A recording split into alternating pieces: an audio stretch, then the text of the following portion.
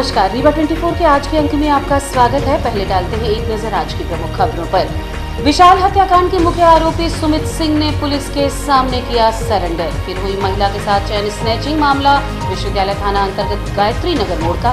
सरपंच पति द्वारा व्यापारी से मारपीट मामले में वैश्य समाज के लोगों ने बुलडोजर चलाने की मांग की और स्पोर्ट कॉम्प्लेक्स का प्रभारी मंत्री ने किया शुभारंभ। इन खबरों को आगे हम विस्तार से देखेंगे।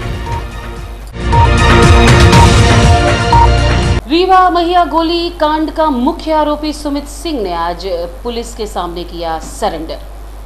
आज आरोपी ने महिया थाने पहुंचकर खुद को पुलिस के हवाले कर दिया है। पुलिस द्वारा आरोपी से घटना के संबंध में पूछताछ की जा रही है। आपको बता दें कि आरोपी ने 17 जुलाई की देर रात अपने घर में अपने दोस्त विशाल मिश्र की गोली मारकर हत्या कर दी थी। घटना के बाद पुलिस ने 3 आरोपियों को गिरफ्तार कर लिया था, जबकि मुख्य आरोपी सुमित सिंह फरार चल रहा था। प्रशासन ने आरोपी के घर बुलडोजर चलवाया और घर को जमींदोज कर दिया। पुलिस का लगातार बढ़ता दबाव देकर आज आरोपी ने सरेंडर कर दिया है। हालांकि इस मामले में किसी ने बयान देने से मना कर दिया।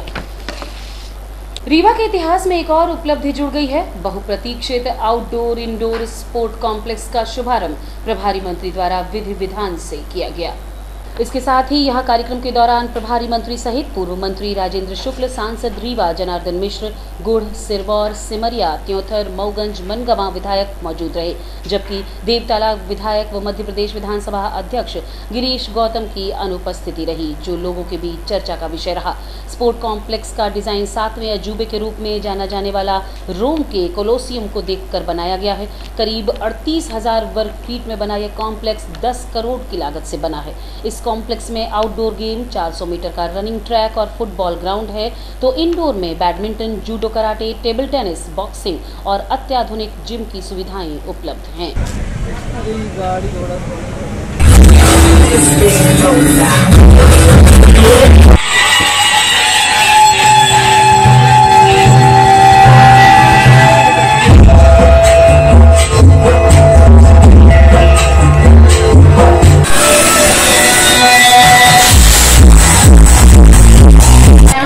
सबकी उपस्थिति आज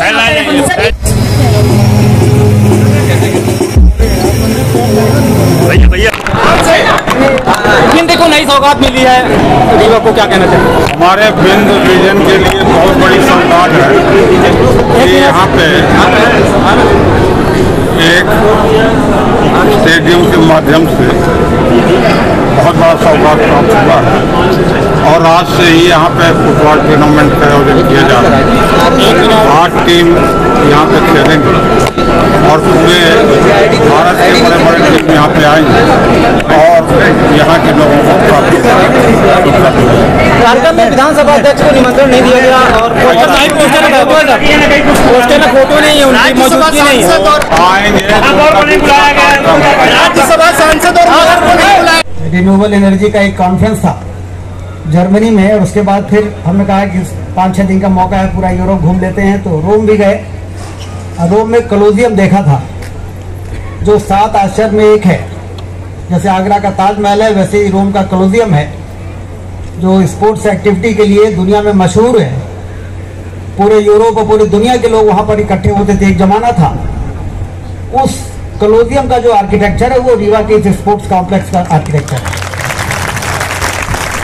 जब ये स्वीकृत हुआ तो हमने कहा कि कैसा बनेगा भाई, सामान्य नहीं दिखना चाहिए। सामान्य स्पोर्ट्स कॉम्प्लेक्स तो हर जगह है, ये विशिष्ट दिखना चाहिए।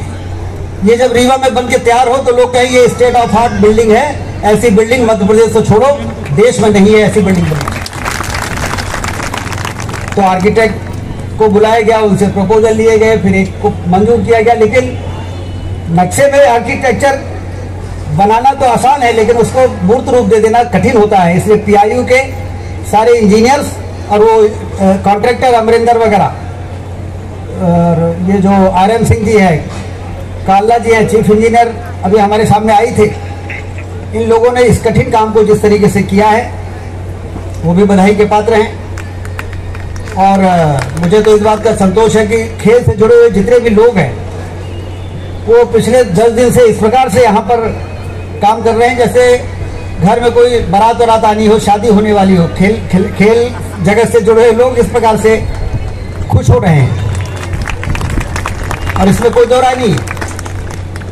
किसी क्षेत्र के विकास की जब हम जो पैरामीटर्स होते हैं कि उस शहर में बाईपास है कि नहीं है, उस शहर में रिंग रोड है कि नहीं है, उस शहर में सुपर स्पेशलिटी हॉस्पिटल है कि नहीं है, उस शहर में हवाई अड्डा है कि नहीं है, सिर्फ इतने वर्ष से विकास के हमने चरम को प्राप्त कर लिया, हम दावा नहीं कर सकते जब तक ये नहीं होगा कि उस शहर में खेल के मैदान और स्पोर्ट्स की एक्टिविटीज के लिए पर्याप्त खेल परिसर है कि नहीं।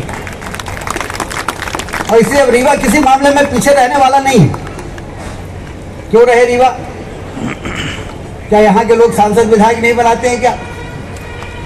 क्या यहाँ के लोग मंत्री और अन्य जगह भागीदारी कोई सर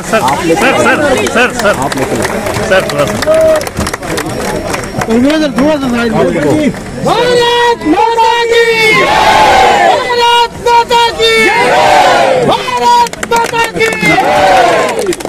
क्या बात है, हमारे खिलाड़ी वापस लौट आए हैं। जोरदार तालियां हो जाए दोस्तों इस धमाकेदार आगाज के लिए।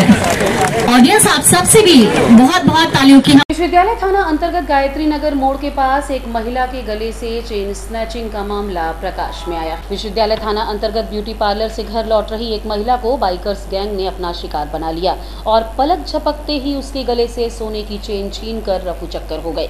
महिला गायत्री नगर से पहले निधि हॉस्टल स्थित अपने मकान जा रही थी, जहां महिला के मुताबिक पल्सर से आए दो युवकों ने पलक झपकते ही उसके गले से सोने की चेन छीनकर फरार हो गए। ये घटना लगभग 9:30 बजे की बताई जा रही है, जिसके बाद महिला चीखती चिल्लाती रही, लेकिन न तो उसकी मदद राहगीरों ने की और न ही टहल रहे लोग उसकी मदद कर पाए, क्योंकि घात लगाए बाइकर्स गैंग के गिरोह ने घटना को अंजाम देने के पहले ही महिला को अपना निशाना बनाने का प्रयास किया था। लेकिन फरियादी महिला की माने तो ये घटना को भांप नहीं पाई और लूट का शिकार हो गई।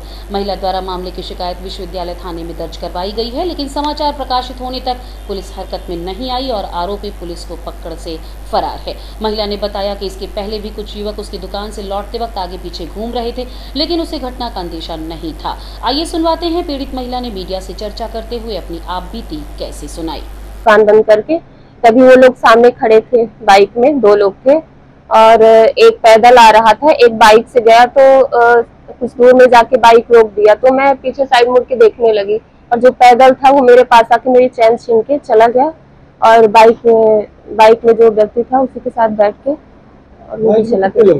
2 लोग थे। हाँ हाँ, नहीं नकाब नहीं लगाए थे, ऐसे ही थे। कौन सी गाड़ी थे? पल्सर थी। हाँ। घटना कहाँ पे है? यही निधि हॉस्टल के सामने। कहाँ से आ रही थी आप? मैं अपनी दुकान बंद करके घर जा रही थी। दुकान? ब्यूटी पार्लर है मेरा। कितने बजे घटना है?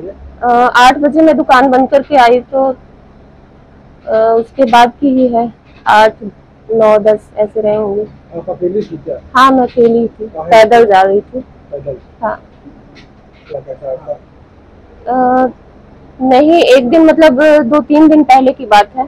ऐसा लग रहा था किसी मतलब वो उस दिन 3 लोग थे बाइक में, तो आगे पीछे कर रहे थे, मेरे बाइक थोड़ी दूर तक जा रहे थे, फिर वहां से मोड़ रहे थे।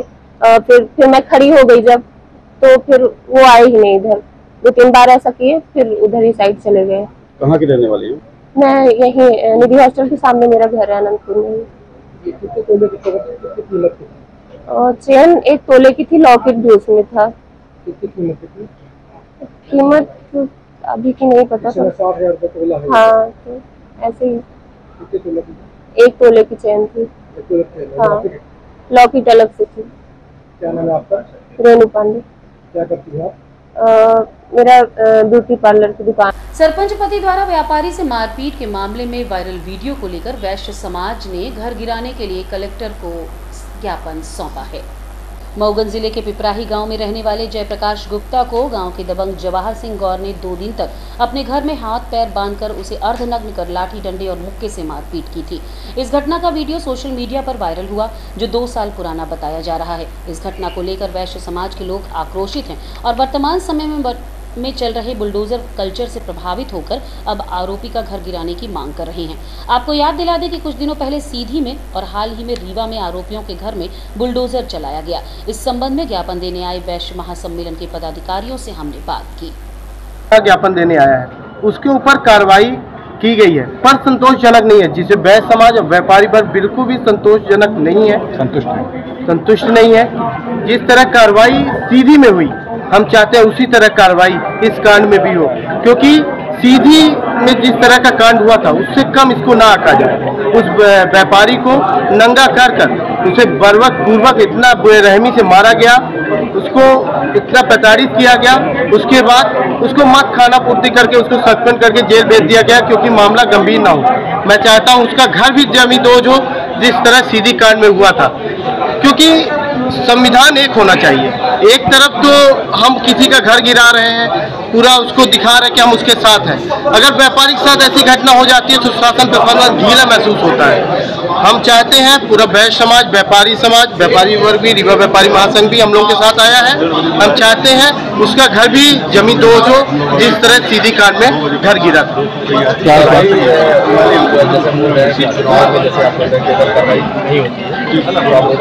निश्चित ही पूरा वैश्य समाज आक्रोशित है और वैश्य समाज पूरे प्रदेश में काफी शक्तिशाली प्रभाव से है। अगर इसमें कार्रवाई नहीं होती, कहीं पे भी पक्षपात दिखता है और ऐसा अगर हमारे संगठन को लगेगा तो पूरा संगठन इस चुनाव में बहिष्कार करेगा, क्योंकि हम लोग मूलतः बीजेपी को ही वोट करते हैं, सपोर्ट करते हैं, सब कुछ करते हैं। पर अगर ऐसी घटना हमारे साथ हुई और हमारा ही प्रशासन शासन सब कुछ है तो हमें कुछ निर्णय बदलने पड़ेंगे। ऐसे व्यक्ति को, ऐसे दमन को और ऐसे बड़े गुंडे को मैं चाहता हूं इसको बिल्कुल न छोड़ा जाए। इसकी नौकरी अभी निलंबित की गई है, उसको बर्खास्त की जाए पहली बात, और दूसरी बात उसका घर ढह दिया जाए। तीसरी बात, ऐसे सरगना को जिस दम से वो कूद रहा है, ऐसे सरगना को भी लगाम दिया जाए। मुझे नहीं मालूम उसको कौन सरगना दे रहा है। वो वीडियो जब आप देखेंगे रोम कांप जाएंगे। अधनंगा करके उसको मारा गया, बांध करके 2 दिन तक, और उस वीडियो को 2 साल तक लुकाया गया है, 2 साल तक। आज पता नहीं कैसे लीकेज हुआ, उसका ऊपर वाला कुछ ना कुछ उसके साथ दे रहा है। हम लोग को जब मालूम चला आनंद खानन में, हम लोग को कल रात को मालूम चला है, राजा हम लोग सुबह 12 बजे एकत्र होकर महोदय कलेक्टर डीएम को हम लोग ज्ञापन देने आ गए। हम लोग की मांग है शासन प्रशासन से, वैश्य समाज बीजेपी माइंड का होता है 99%, तो माननीय शिवराज सिंह से, माननीय मुख्यमंत्री महोदय से और यहाँ प्रशासन, जिला प्रशासन, एसपी महोदय से मैं ज्ञापन करता हूँ कि 7 दिन के अंदर ये कार्रवाई कर दे, नहीं तो वैश्य समाज नाराज नहीं, इस बार वोट से भी उसको वंचित करेगा, ये वादा करता हूँ मैं। बदलते मौसम की वजह से इन दिनों अस्पताल मरीजों से भरे हुए हैं। मौसमी बीमारी के चलते जिला चिकित्सालय सहित संजय गांधी मेडिकल कॉलेज के मेडिसिन विभाग में पहुंचने वाले मरीजों की संख्या में जोरदार इजाफा हुआ है। इनमें से अधिकांश मरीज डायरिया, वायरल फीवर सहित सर्दी, जुकाम, बुखार और खांसी से ग्रसित बताए गए हैं।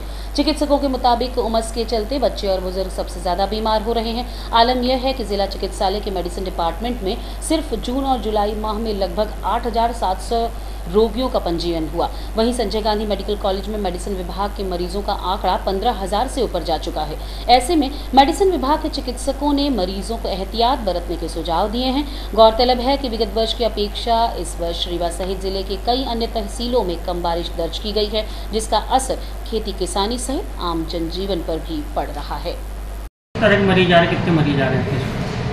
हम मौसमी बीमारी इस समय काफ़ी ज़्यादा है। हमारा मेडिसिन विभाग का इसमें बहुत ही ज़्यादा व्यस्त चल रहा है। इस समय सबसे ज़्यादा मरीज जो हैं बुखार के आते हैं। बुखार में मलेरिया भी हो गया और टाइफाइड हो गया, वायरल बुखार है, और बच्चों में भी इसी तरह के वायरल बुखार, लूज मोशन, ये उनमें भी बहुत ज़्यादा हो रहा है। और हमारे बड़े सियानों में भी इस टाइप की बीमारियाँ बहुत बढ़ रही हैं। टेम्परेचर क्या रहता है सबके दिन के मरीजों का? एवरेज भर्ती करीब 40 से 50 इस बीमारियों के आ जाते हैं लगभग। इस बीमारियों से बचाव के लिए क्या क्या एहतियात बरतें लोग, क्या सावधानी? बचाव इसके में एक तो मौसम बहुत ज़्यादा गर्म है, तो थोड़ा सा खान पीने का भी अपना ठीक से रखें। लूज मोशन होने का तो यही कारण है कि खाना खराब हो जाता है, उसको लेने से हो जाता है। और मच्छर आदि से बचें, अपन मच्छरदानी लगाएं, मच्छरों का इसमें प्रकोप रहता है। मलेरिया इस कॉमन बीमारी है। सर सांप काटने के बरसात के मौसम में काफ़ी केसेस? हाँ, सांप काटने के लगभग प्रतिदिन 2 से 4-5 मरीज हमारे यहाँ आ जाते हैं, और अगर समय पे आ जाता है तो वो बच जाता है। एंटी स्नैक वेनम अपना लगा देते हैं। इंजेक्शन ऑलमोस्ट सभी अस्पतालों में, पीएससी में भी अवेलेबल है वो। बस सबसे बड़ी समस्या है कि जो देर से लाते हैं, कुछ झाड़ फूक या दूसरे बीमारियों उसमें लग जाते हैं लोग। अगर टाइम पे आ जाएंगे तो कोई प्रॉब्लम नहीं होगी। कुत्ते का इंजेक्शन अभी उपलब्ध है? अब ये एग्जैक्ट हम नहीं बता पाएंगे। कुत्ते की भी मरीज अब इस सीजन में आने लगे, जैसे बरसात। हाँ, वो तो लगता रहता है, इंजेक्शन खत्म भी होता रहता है। और रुकेंगे एक छोटे से विराम के लिए। आप बने रहिए रीवा 24 न्यूज के साथ। Pentium Point group of institutions, a key to success. जी हाँ, Pentium Point group of institutions, जहाँ पर आपको मिलते हैं BA LLB 5 year full time programme, LLB 3 year full time programme, Bar Council of India से मान्यता प्राप्त हैं। MBA के 2 year full time programme AICTE New Delhi से मान्यता प्राप्त हैं। Pentium Point college of pharmacy, T pharma 2 year full time program PCI New Delhi द्वारा मान्यता प्राप्त। पेंटियम पॉइंट टेक्निकल कॉलेज में स्नातक व स्नातकोत्तर के सभी पाठ्यक्रम संचालित हैं, जिनमें प्रवेश प्रारंभ है। हमारा कॉलेज कोड है P500।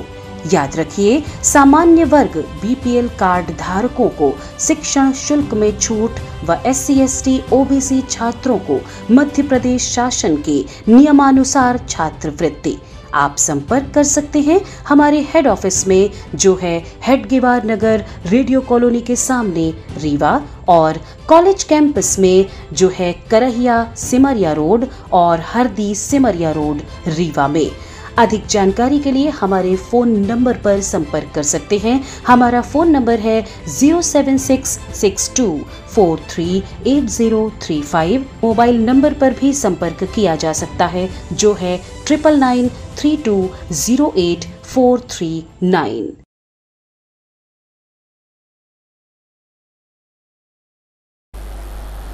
दहायत समाज के लोगों ने जातीय प्रमाण पत्र जारी न किए जाने पर कलेक्टर रीवा को ज्ञापन सौंपा है। दहायत समाज के लोग आज कलेक्ट्रेट रीवा पहुंचे और बताया कि समाज के व्यक्तियों का सिरमौर मऊगंज के अनुविभागीय अधिकारियों द्वारा जाति प्रमाण पत्र वितरित नहीं किया गया है। पिछले 2 वर्ष से प्रयास किया जा रहा है, जबकि सीधी, सतना, सिंगरौली, शहडोल, उमरिया, अनूपपुर तहत अनुसूचित जाति की सूची क्रमांक 18 में दर्ज है। इस संबंध में हमने संबंधित पदाधिकारियों से बात की। समाज से हैं, दाहिया समाज के प्रदेश के प्रतिनिधित्व कर रहे हैं, संतोष दाहिया नाम है सर। हमारे दाहिया समाज का जाति प्रमाण पत्र अनुविभागीय अधिकारी सिरमौर और मऊगंज के तानाशाही रवैये के कारण विगत 2 वर्षों से नहीं बन रहा है। हमारे समाज के बच्चियों को एडमिशन नहीं मिल पा रहा है, स्कॉलरशिप भी नहीं मिल पा रही है, जबकि शासन ने हमारे समाज का मानव शास्त्रीय जातीय अध्ययन भी कराया, जिसमें यह पाया गया है कि कालांतर में कोटवारी का कार्य करने वाले रीवा संभाग में निवासरत दाहियत समाज के लोग ही मूलतः दाहियत अनुसूचित जाति हैं। क्योंकि हमारे ही समाज के यहाँ रीवा संभाग में 80% लोग कोटवारी का कार्य करते हैं, और कोटवारी का कार्य करने के कारण हम लोगों के राजस्व विलेज में कोटवार दर्ज हो गया, जबकि कोटवार एक पद है, जाति नहीं है। इसमें हर वर्ग के लोग कोटवारी का कार्य कर रहे हैं। प्रमुख सचिव राजस्व विभाग मनीष रस्तोगी साहब ने अपने टीप में दिया है कि खसरा एक भू अभिलेख है, यह जाति का प्रमाणिक दस्तावेज नहीं है। अगर खसरे से जाति का निराकरण किया जाता तो आयोग का गठन न किया जाता। आगे अगर सुनवाई नहीं होती तो क्या करें? आगे अगर हम लोगों की सुनवाई नहीं हो रही है तो 10 तारीख से हम लोग 10 अगस्त को यहीं पे रोड में चक्का जाम करेंगे। विद्यार्थी आक्रोश रैली सावन के तीसरे सोमवार के चलते महामृत्युंजय मंदिर में भक्तों ने भगवान भोलेनाथ के दर्शन किए। सावन के तीसरे सोमवार के चलते आज महामृत्युंजय मंदिर में खासी भीड़ देखने को मिली। लोग सुबह से ही भगवान महामृत्युंजय का आशीर्वाद लेने मंदिर पर पहुंच गए। इस संबंध में हमने महामृत्युंजय मंदिर के पुजारी से बात की।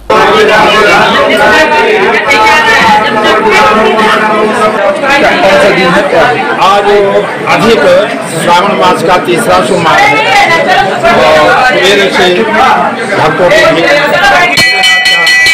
आशीर्वाद दर्शन करने के लिए उमड़ी है और दर्शन से जल चढ़ा रही है।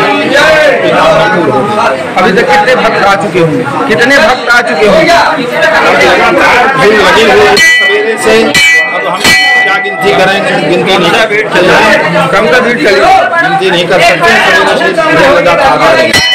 क्या शुभ नाम? और रुकेंगे एक छोटे से विराम के लिए। आप बने रहिए रीवा 24 न्यूज के साथ। हड्डी जोड़ एवं रीढ़ रोग तथा स्त्री रोग एवं प्रसूति रोग का इलाज एक ही छत के नीचे।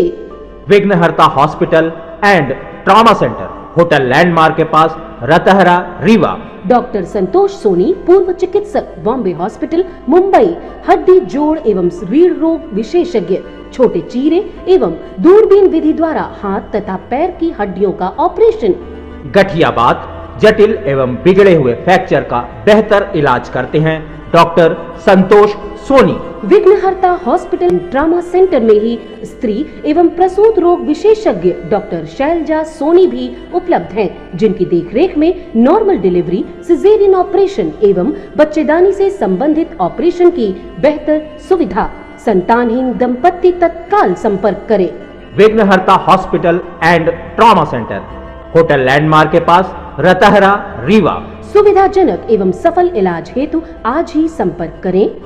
विघ्नहर्ता hospital and trauma centre, hotel landmark के पास, रतहरा, रीवा। मोबाइल नंबर 7828781983 अथवा 8462956774 पर।